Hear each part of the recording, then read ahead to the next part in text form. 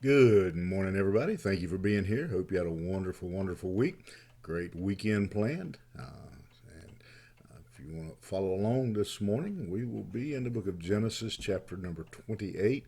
I ask you to like, share, comment, and then we read these interesting words. And he dreamed, he being Jacob, he dreamed, and behold, there was a ladder set up on the earth, and the top of it reached to heaven. And behold, the angels of God were ascending and descending on it. And behold, the Lord stood above it and said, I am the Lord, the God of Abraham, your father, and the God of Isaac. The land on which you lie I will give to you and to your offspring. Your offspring shall be like the dust of the earth, and you shall spread abroad to the west, and to the east, and to the north, and to the south. And in you, your offspring, shall all the families of the earth be blessed. Behold, I am with you, and I will keep you wherever you go. And I will bring you back to this land, for I will not leave you until I have done what I promised you. These are some great words. Jacob got a vision from God. The vision is pretty straightforward here. I'm not going to spend a lot of time discussing it. Just very simply, Isaac dreamed. Jacob dreamed. He saw a ladder going from the earth to the heavens, angels going up and down that ladder, and God standing at the top of the ladder speaking to him. And that's what I want us to really kind of drill on this morning is what God says to Jacob, the promise that he makes to him. First of all, Jacob hears for the first time himself. Certainly, as a child growing up, he had heard numerous times the story of the promise to Abraham, then to Isaac. Now it comes to Jacob. Your offspring will be like the dust of the earth, and so this is the first time he's heard this himself. Again, wouldn't have been new information. Certainly, he had heard this of this promise to his grandfather in the past, but now it has come to him directly. God speaks to him plainly. I really want to focus again. Then that's kind of the backdrop to it. But what I really want to kind of pay attention to is down here at verse 15. What God specifically says to Jacob, and the promises that He makes to Jacob in as this dream comes to a conclusion. First of all, when we look at this, you see that Jacob is promised the presence of God.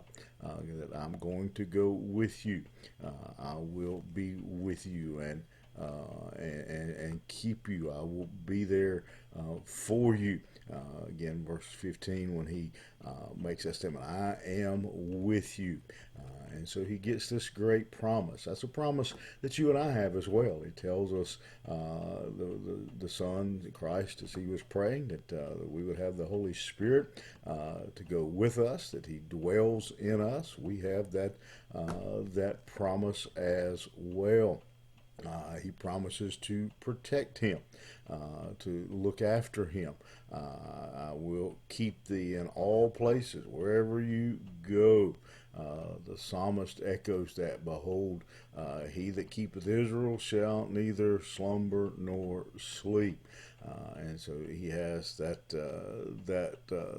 promise. We have that promise as well in the book of Jude. Now unto him that is able to keep you from falling, to present you faultless before the presence of his glory with exceeding joy.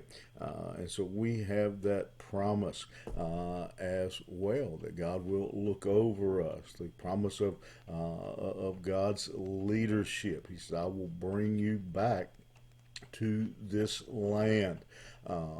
Romans tells us, it says there, for as many are as led by the Spirit. We have that same promise. He says, I will not leave thee until I have done that which I have spoken of. So he makes this promise to him. And again, in the book of Romans, being fully persuaded that he which has started what he has promised, he is able to perform. And so we have the same great promises in the New Testament for you and I as believers. And I emphasize that because I want you to understand that all of those promises that God made to Jacob, he kept those promises. And there's no reason for us to believe that he won't be faithful to those promises for you and I as well. His presence, his protection, his leadership, his guidance in all that we endeavor when we seek to follow him. Just a good word, good promise for us this weekend to remember that the same promise that God made to Jacob and he kept with Jacob, he's made those same promises to the believers in the New Testament. You have a great weekend. We'll see you here Monday morning.